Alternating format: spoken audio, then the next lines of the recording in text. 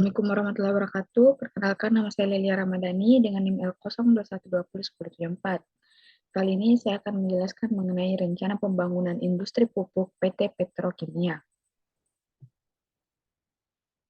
Pembangunan pabrik pupuk PT Petrokimia di Malang dilaksanakan di Kabupaten Malang, yang terletak di Kecamatan Karangploso, dengan luas tanah yang diperlukan sekitar 30 hektar.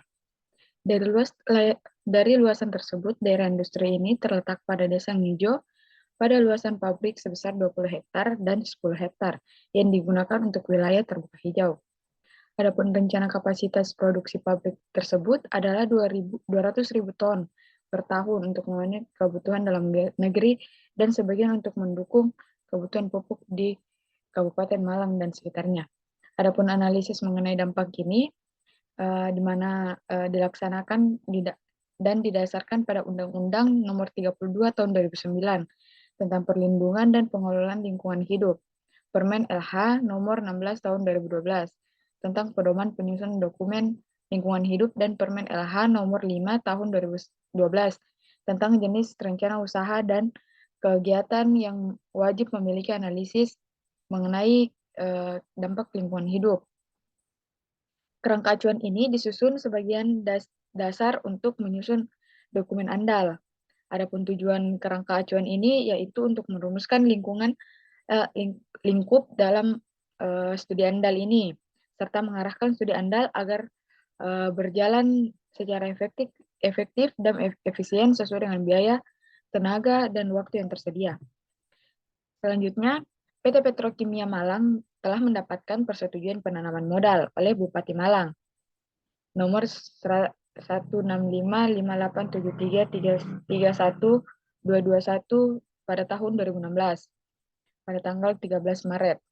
PT Petrokimia Malang ini telah memiliki rekomendasi atas KLUPL, kegiatan produksi pupuk dan di Desa Ngijo dengan surat dari Bupati pada tanggal 20 Februari 2017. Seiring dengan pembangunan ini, Petrokimia Malang memiliki izin untuk mendirikan pabrik pupuk di Kabupaten Malang yang telah disetujui oleh Bupati, yang memiliki surat keputusan Bupati Malang pada tahun 2017 dengan seluas 20 hektar. Tujuan pembangunan ini terbagi menjadi dua. Yang pertama ada tujuan untuk jangka pendek, di mana tujuannya itu ada peningkatan kualitas sumber daya manusia serta kondisi teknis dan keuangan perusahaan. Selanjutnya berpartisipasi dalam pengembangan potensi usaha dan untuk mendukung industri kimia nasional dan berperan aktif dalam community development. Selanjutnya sebagai indikator awal perihal adanya perubahan lingkungan yang tidak dikehendaki dan informasi perkiraan dampak negatif yang akan terjadi dari mulai tahap prakonstruksi sampai pada tahap operasional. Selanjutnya ada tujuan jangka panjang, di mana tujuannya itu untuk mengidentifikasi dan mengkonfirmasikan kegiatan operasional perusahaan yang diperkirakan akan menimbulkan dampak terhadap lingkungan, dan juga memperkirakan dan mengevaluasikan dampak penting yang ditimbulkan akibat kegiatan atau usaha terhadap lingkungan, serta merumuskan pengelolaan yang optimal untuk dipergunakan sebagai dasar penyusunan dokumen andal. Selanjutnya ada manfaat pembangunan, di mana manfaat pembangunan ini terbagi menjadi tiga. Yang pertama untuk pemerintah, di mana sebagai pedoman bagi instansi pemerintah untuk mengevaluasi kegiatan PT Petrokimia Malang dalam pemanfaatan tanah. Yang kedua ada memberikan pemenuhan terhadap kebutuhan pupuk untuk menunjang kegiatan pertanian, serta memberi sumbangan pendapatan daerah. Selanjutnya sebagai perkembangan sektor industri. Yang kedua ada bagi pemrakarsa. Sebagai bentuk partisipasi dalam memanfaatkan potensi wilayah, Kabupaten Malang sebagai supplier pupuk berpartisipasi melaksanakan program pembangunan daerah dalam menciptakan dan meningkatkan lapangan pekerjaan 1-4. Mengembangkan bidang agroindustri sebagai penunjang kegiatan pertanian. Selanjutnya bagi masyarakat. Yang pertama itu tersedianya lapangan pekerjaan yang berpeluang untuk dapat menurunkan jumlah pengangguran. Yang kedua ada terbukanya peluang kesempatan usaha kepada masyarakat untuk pada kegiatan pembangunan pabrik pupuk kimia. Selanjutnya itu yang ketiga, pertambahan jumlah penyuplai pupuk di Kabupaten Malang, sehingga tidak perlu dipasokkan dari luar kota. Pelaksanaan studi AMDAL.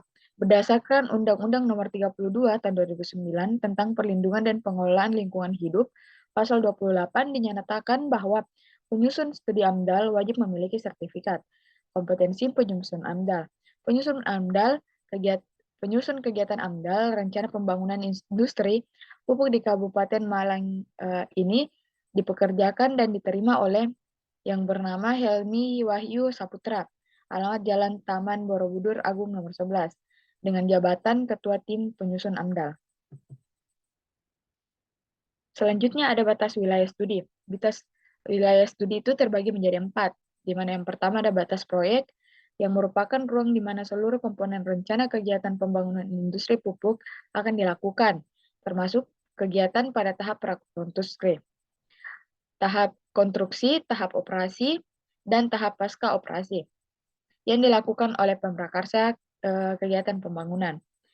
Berdasarkan izin, lokasi yang telah diperoleh pembangunan industri ini berada di lahan seluas 30 hektar yang terletak di Desa Ngijo.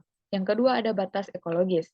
Batas ekologis di mana ruang terjadi persebaran dampak-dampak yang diperkirakan timbul dengan adanya rencana pembangunan industri pupuk PT Petrokimia Malang, serta mengikuti masing-masing media lingkungan dengan proses alami yang berlangsung dalam ruangan tersebut. Yang ketiga ada batas sosial yang merupakan ruang di sekitar rencana kegiatan pembangunan industri yang merupakan tempat berlangsungnya sebagai interaksi sosial yang mengandung norma dan nilai tertentu dengan proses dinamika sosial. Batas ini adalah ruang di mana masyarakat terkena dampak lingkungan yang diperkirakan timbul dari rencana pembangunan industri pupuk PT Petrokimia Malang.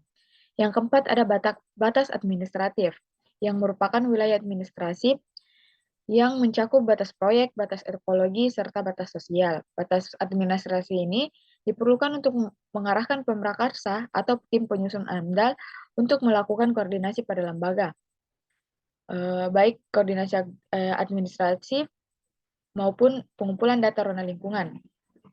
Selanjutnya, ini adalah nama tim-tim dari pembangunan tersebut. Bisa kita lihat. Sekian dari saya, kurang lebihnya mohon dimaafkan. Wabillahi taufiq wal hidayah. Wassalamualaikum warahmatullahi wabarakatuh.